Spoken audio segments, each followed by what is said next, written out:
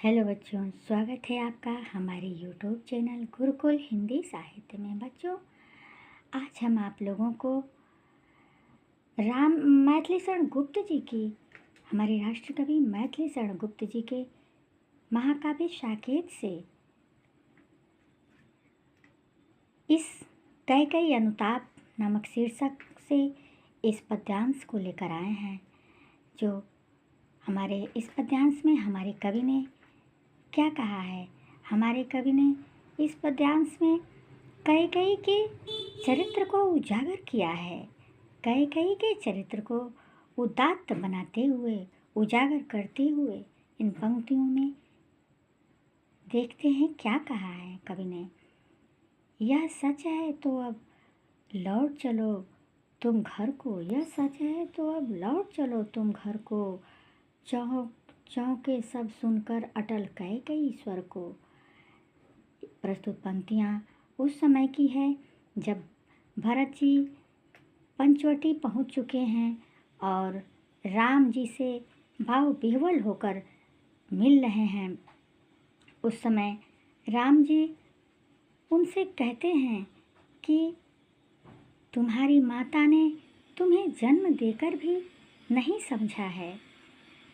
इसी बात को लक्ष्य कर, इसी बात का सहारा लेकर वहाँ उपस्थित कैकेयी जी कहती हैं, यह सच है तो अब घर लौट चलो, अब लौट चलो तुम घर को, चौंके सब सुनकर अटल कैकेयी स्वर को।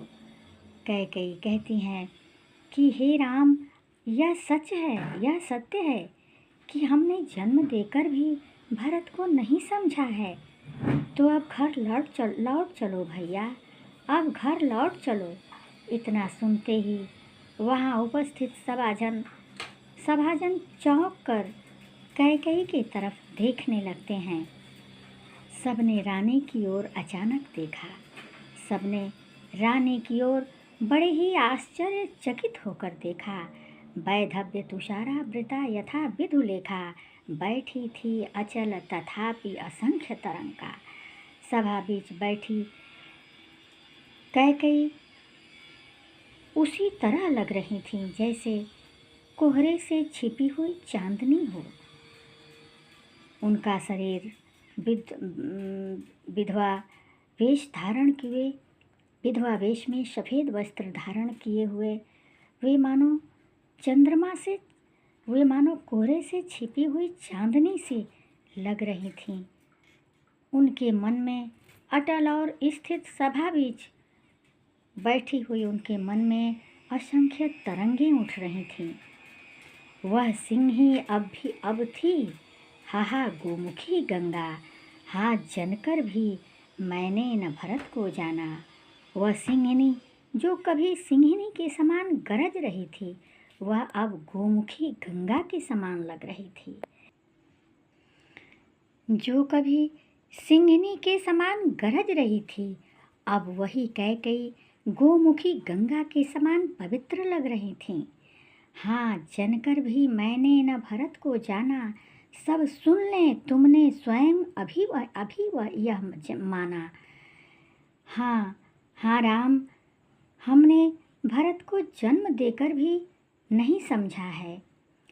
सारे सभा में उपस्थित लोग अभी यह सुन लें कि तुमने अभी यह बात मानी है कि मैं भरत की माता बनने के लायक नहीं हूँ।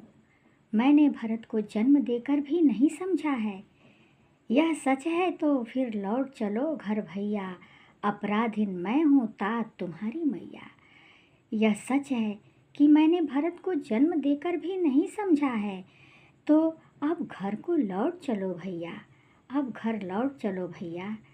अपराधिन मैं हूँ तात तुम्हारी मैया, अपराधिनी तो मैं हूँ, वनवास तुमको भेजने वाली तो मैं हूँ। फिर ये तुम्हारी माँ, अब तुमको वनवास मैंने भेजा है, इसलिए अपराधिनी मैं हूँ। फिर भरत का इसमें कोई दोष नहीं है, फिर भरत को क्यों दंड दे रहे हो? अगर तुम घर नहीं लौट चलोगे तो इससे भरत भी दंड का भागी बनेगा। भरत को इसमें भरत का कोई दोष नहीं है। हे भैया, अब तो घर को लौट चलो। तो बच्चों, इस पद्यांश के साथ मैं अपनी वाणी को यहीं विराम दे रही हूँ। अगले वीडियो में मैं फिर आ रही हूँ। तब तक के लिए धन्यवाद।